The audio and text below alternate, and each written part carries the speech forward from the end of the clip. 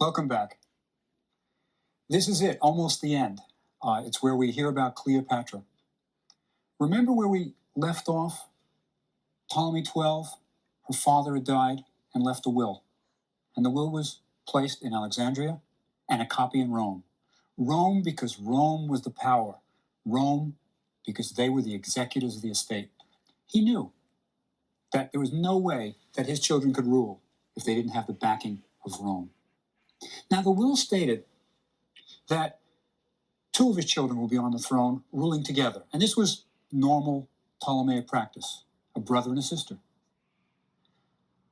The woman would be Cleopatra VII, his oldest daughter now. The male was going to be her younger brother. This is really a half-brother, probably. This is going to be Ptolemy 13, a brother she detested, hated him. But let's talk a little bit about Cleopatra as a legend. Right? There's a great deal about Cleopatra that is wrong. Right? Let me just say, just wrong. And there's good reason for it. History is written by the victors. The people who win write the history. And Cleopatra lost. It's the Romans who win. And they paint a picture of Cleopatra as this femme fatale, seducing good Roman men, this beautiful temptress. She's seductive, she's promiscuous. Almost all of that is myth. It's not true. As far as we know from the records about Cleopatra, she wasn't particularly a beauty. She was monogamous. Right? She was intelligent. None of these horrible things that the Romans claim. But her life really falls into three periods. Before she meets Caesar, with Caesar, and after Caesar, which is the same as with Antony. Let's talk about before Caesar. You remember the basics, I'm sure. She was very bright, taken by her father once to Memphis, where she sees the Apis bull. Perhaps that's where she gets the idea that she's going to learn an ancient Egyptian language. Very bright. Now, as a child, she watched her father, and Cleopatra knew that she would need Rome if she was going to survive. She knew that. She was bright. Very early in her reign, by the way, very early, she goes down south, for a religious ceremony. She's going to see the Bucus bull, one of the three sacred bulls. There was the Apis, the Minervis, and in the south was the Bucus bull. And she's going to see the new Bucus bull installed in the temple.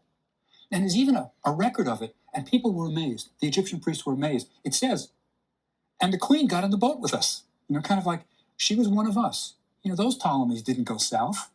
They stayed in Alexandria. But she is, in a sense, Egyptianizing herself. She's going to be, in some ways, the most Egyptian of all Ptolemies, speaking the language, interested in the religion. She's unique. What did she look like? We don't have any certain portraits of her. There are a couple of coins. Show her with a nose that's a little bit too long. There is one bust in a museum in Berlin that we're pretty sure is a portrait of Cleopatra. She probably had reddish hair. She looks rather plain, not really a femme fatale. She is not portrayed in this bust as a seductress by any means. But it's all we have of Cleopatra. Now, what happens when she is placed on the throne with her brother? The brother is younger. She's about 17. He is younger. And there is a trio that is placed as his advisors, right? This Ptolemy 13, it's a trio. There's a politician who's important. His name is Pothinus. He's a politician. There's a rhetorician, right? Somebody to make the speeches, I guess. And there's a eunuch. These three are guiding the new Ptolemy, Ptolemy 13. And the politician, Pothinus, who really is probably calling the shots, turns the people against Cleopatra. Now remember, Cleopatra has watched her father. She knows that Rome has to be courted. You know, remember how the armies are so important to everybody? Cleopatra knew that. She's going to use somebody else's army, Rome's. It's like using other people's money today. She's using other people's armies. But Pothinus turns the Greeks in Alexandria against her, saying, look, Cleopatra is pro-Roman. We're not. We're Greeks. Right? So there is a rebellion against Cleopatra. And Cleopatra is forced to flee the palace. She knows what's coming. She's going to be killed if her, terrible younger brother has his way as guided by this trio. She flees to Syria, where she doesn't just go into hiding. This is a woman to be reckoned with. She raises an army in Syria. And at this point, Rome hears what's going on. Now, they are the executors of the state. They've been left as executors of this estate. Rome is having its own problems, by the way. There's a civil war. The triumvirate is not getting along so well. And Pompey is going to flee to Egypt. So Pompey flees to Egypt, and Caesar is sent to straighten this all out. He's going to straighten it out. Pompey, of course, arrives first. He's fled and is met by a delegation from Pothinus, this politician. Now, Pothinus is always trying to figure out where is the power going to be, and he says it's going to be in Caesar.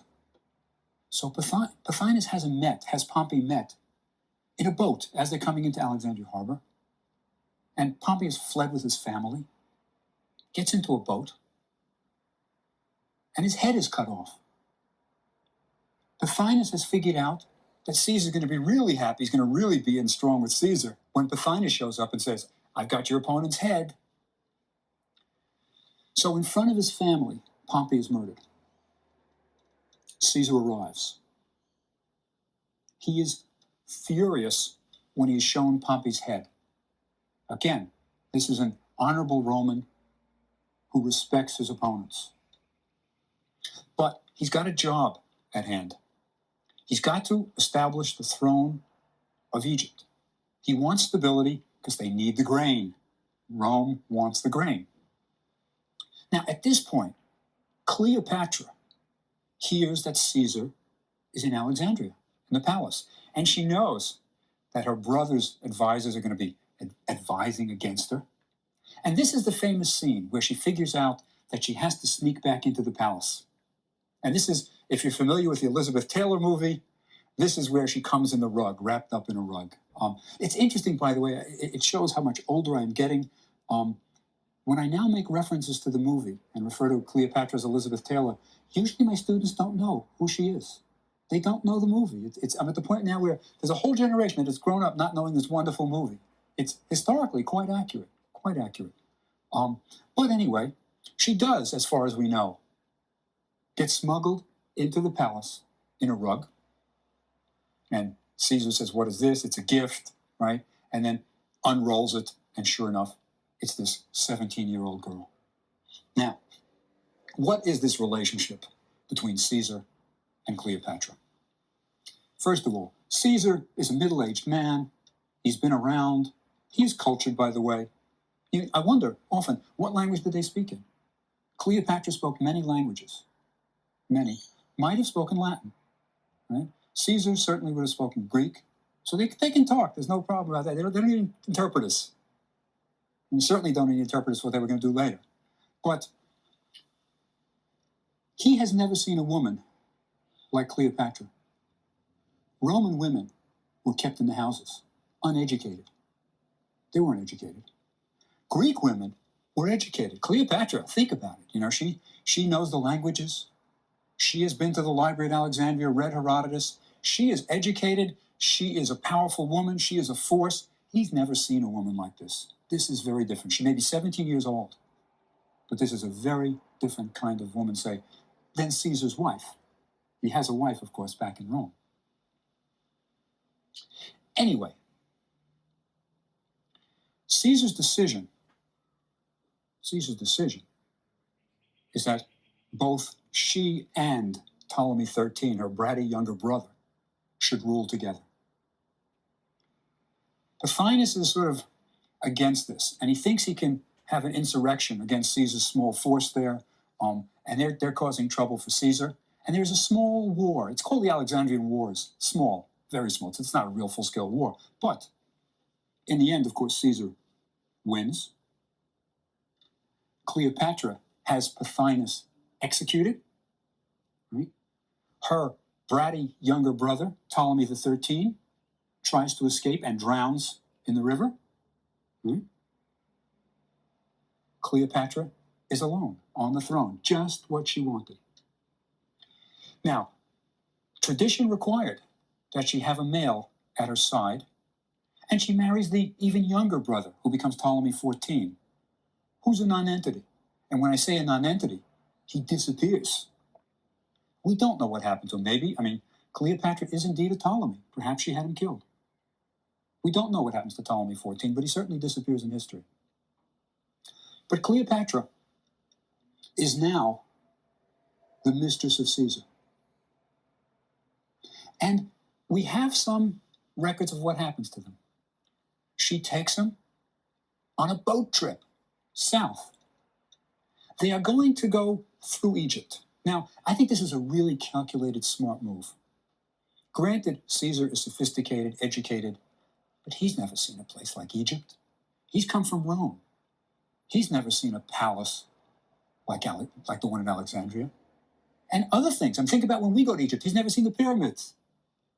He's never seen any of these things. And she's going to show it all to him. She knows he's going to be impressed.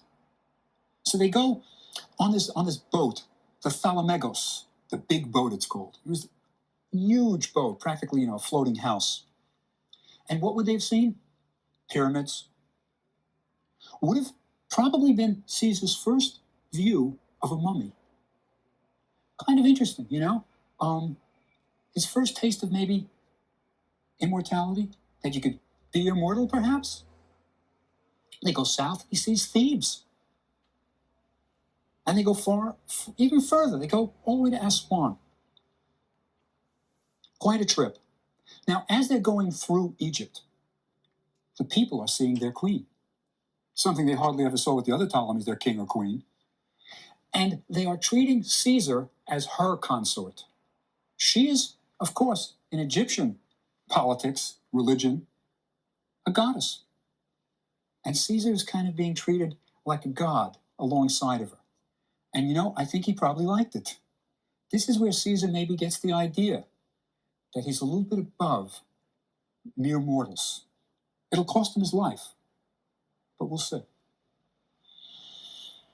Anyway, they visit a place called Hermonthis, modern Armont. By this time, Cleopatra is pregnant with Caesar's child. And they agree that if it's a boy, they will build a birth house there, a little shrine to commemorate the birth of a god, because Cleopatra is a goddess and her son is going to be a god. And indeed, it is a boy, named, politically clever, Caesarion, Little Caesar. Little Caesar. And the birth house is built, and to this day, by the way, if you want to find traces of Cleopatra in Egypt, it's very hard, because the Romans, of course, destroy it. But if you go to Hermonthis, Armont, there are the remains of the birth house. It's been destroyed almost completely. There's one block, it's upside down, and it has Cleopatra's cartouche on it. Right? It's one of the last places you can see evidence of Cleopatra. But Caesarion, it's a boy. Now, Caesar has to go back to Rome. There is business. Right? He's a member of the triumvirate. And there's civil war going on. But after a while, he sends for Cleopatra and Caesarion. Now, this is, in a sense, legitimizing them as husband-wife. And remember I said that she's really monogamous? As far as we know, this is the only lover/husband she's ever had up until this point. Right? And by Egyptian standards, he certainly would have been viewed as a husband. Certainly by Egyptian standards. Not by Roman, of course. By Roman, he's got his wife, a Roman wife, a good Roman wife. But he sends for Cleopatra, which must have been, in some sense, an outrage. But in some sense, Rome had never seen anything like Cleopatra when she shows up with her entourage. And Caesar establishes her in his villa outside of Rome. So Caesarion, his son, Cleopatra, are established in Caesar's villa outside of Rome. During this time, Caesar celebrated a triumph. When troops came back, when Roman troops came back, they paraded the booty that they had brought with them. And he celebrates an Egyptian triumph. Now remember, he has won the Alexandrian Wars against Ptolemy XIII and Pothinus. And it's a kind of exotic affair, rather exotic. A giraffe is paraded, right? Interesting, the first giraffe ever seen in Rome. And as a matter of fact, we have an eyewitness account of it. They call it a camel leopard because it's got spots like a leopard, but kind of looks like a camel. It's a camel leopard is what they call it. And there's another kind of featured attraction in this triumph. Remember Cleopatra's younger sister, Arsinoe? Right? Well, she is a real Ptolemy and had plotted against her sister, plotted against Cleopatra. Caesar, as part of the triumph, has her paraded in chains in Rome. Arsinoe is in chains. Now, Cleopatra must have had mixed feelings about this. She didn't like her sister. Don't even think that for a minute. Hated her. But here is a Greek being paraded in Rome, right? It's a mixed feeling that she must have had when she saw that. Remember, we've talked about the Ptolemies, and we've done them fairly quickly, but we're looking back on a heritage of 300 years of Ptolemies ruling Egypt. Cleopatra has this heritage, and she is proud. But her sister is displayed. Now, Caesar also has a statue of Cleopatra as Isis erected in a Roman temple. Rome is outraged. To have an Egyptian presented as a goddess in a Roman temple is really pushing it. Plus, he's got a good Roman wife. Not only that, though, Caesar is getting the feeling that he's very special, right? He's been consort of a goddess. And the Roman Senate is worried that he's going to want to rule as a king. And this is when the famous Ides of March occurs, when it is prophesied that Caesar shouldn't go to the Senate because it's the Ides of March and he will be done in. And indeed, Caesar is stabbed to death on the steps of the Senate because he was becoming too Egyptian/Greek. They were afraid that he was going to go beyond a republic. Right? Now, this leaves Cleopatra in a very, very difficult situation. Very difficult.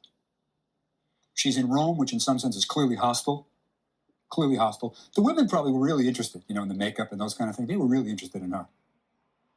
But not the politicians. She has to flee. She's got young Caesarion. She's got to flee, and she flees back to Egypt. I think it's at this point where Cleopatra had to have thought that she is Isis. It's just like Isis. She's a goddess, even dressed as Isis for certain religious festivals. She is widowed. Her husband has been killed violently. And she has an infant son that she has to protect. So as she's fleeing back to Egypt, she is Isis. Quite interesting. She flees and returns to Egypt and has herself carved on the back wall of Dendera Temple as Isis Hathor. Hathor was often confused with Isis, and her consort there is Caesarion, her young son. Caesarion's the god. Forget about Ptolemy XIV is gone, disappeared. It's Caesarion who's going to rule. Right? Well, we're about ready for the last phase of Cleopatra's life with Mark Antony. Caesar's will did not leave Caesarion as his heir. He was a Roman. He just couldn't do it, it seems. Nephew Octavian is left as the heir. And there is a real feud between Octavian and Mark Antony for power. And Antony realizes if he's going to win, he needs the wealth of Egypt. It's always back to Egypt and their grain. Always. So he asks Cleopatra to meet him at Tarsus, Turkey. And Cleopatra is in no hurry. She kind of views him as an upstart Roman. She is a goddess. She comes in her own sweet time. In an incredible boat. We have descriptions of it, of oarsmen dressed as gods and little angels all over the thing. And it was like a house floating. I mean, incredible thing with tents, gold furniture, gold dishes, thrones. And she shows up at Tarsus, right? Now, understand, Antony has never seen really anything quite like this. He had his brief visit to Alexandria before, but this is incredible. And she invites him on the boat for a banquet. And this is where the stuff of which legends are made happens. They have gold dinnerware, right? Plates of gold. And she's calculating what she's doing. She knows what she's doing. And fantastic furniture. And at the banquet, she's wearing these incredible pearl earrings. And the famous story is that, they're noticeable. They're big. Takes off an earring, drops it in wine, which is partly vinegar, dissolving it, and drinks her pearl. Right? That's the story. Maybe it happened, maybe it didn't, but it's a great story. But there's no question but that after this party, Antony is really impressed. I mean, she gives the guests gold dishes to take home as kind of like party favors. You like the furniture? Take it home. It's nothing, right? It's calculated to impress this Antony. Antony is not Caesar. Antony is a little bit cruder, not so educated, kind of lusty. And it's interesting because Cleopatra can live this kind of life too. They go back to Egypt, right? And they kind of form a drinking party, a kind of small club, right? They call themselves the Inimitable Livers, right? They're really high livers, high rollers. And they've got their friends, and they go drinking. And she participates in this. She's kind of able to live these two lives of the goddess and also sort of consort of or wife of this army man. But things are going to change. Cleopatra becomes pregnant and gives birth to twins. Now, she's with Antony. Remember when she was with Caesar? The son is named Caesarion. She has twins. She's not going to name him after Antony. No. It's a boy and a girl. Alexander Helios, Alexander the sun. Cleopatra Selene, Cleopatra the moon. Right? She's going back to her real heritage, the one that she loves to think about, Alexander the Great. That's her dream of being like Alexander the Great. Not even like her father, though she must have loved but knew he was a loser. Not like the other Ptolemies, not like Physicon, Thady, not like none of them. She's going back to Alexander the Great, and her kids are named Alexander Helios and Cleopatra Selene. But Antony has to go back to Rome. And what does he do? He marries Octavia. Octavia is the sister of Octavian. It's a political marriage. It's a political marriage. But think how Cleopatra must have felt. Totally abandoned. She's now got 3 kids, right? She's got Caesarion, she's got Alexander, she's got Cleopatra. And the person she thought of as a husband certainly has abandoned her. Well, don't feel sorry for her. She's still queen of Egypt. She's got a lot of power. She's not out of the ballgame. She's abandoned for 3 years. What happens? Antony is starting his wars. He needs to raise money for the army. He needs Cleopatra. He contacts her. And he says, I need to talk to you. Now, Cleopatra agrees to meet Antony in Syria. He agrees to it. Right? She's going to do it. And he's going to do it. They're going to both have a meeting. But she is thinking ahead. She's been abandoned. She's no fool. She works out an agreement. They finally meet. And there is like a prenuptial agreement. I mean, it's the kind of thing that any Hollywood lawyer would have been proud of. She is smart. Antony agrees to marry Cleopatra. After the wars are over that Cleopatra is going to finance, Cleopatra will get Sinai, Judah, Cyprus, Arabia, right? Not only that, he's going to marry her, but Caesarion's going to be the pharaoh, right? Gives away his title of ruling Egypt. And another kid is born now, right? She's got another child on the way. It's a boy. She's not going to name it Antony. It's Ptolemy, another Ptolemy, going back to her heritage. Probably thinking maybe of her father, but maybe of Ptolemy 1 and 2, of the library and the lighthouse and her tradition. So she's got 4 kids now. And Antony goes to war and they go poorly. The wars go poorly. Cleopatra is working in there helping. She brings troops. She brings relief. Right? Interestingly, Octavia, Antony's wife, also tries to come with help from Rome. She's sort of being the virtuous wife. Oh, I'm deserted, but I will help. Antony sends her back. Octavia is sent back to Rome. It's a victory for Cleopatra. She's won over Octavia. Then there's some minor triumphs. There's, in Alexandria, they celebrate the Armenian triumph. It's a minor victory, but there's a parade, and at least they've got something to celebrate. And there, Cleopatra's dressed as Isis on a sort of a platform. The children are all dressed up as various countries' heads of states. And Antony proclaims Cleopatra as queen of all the territories he said he was going to give her.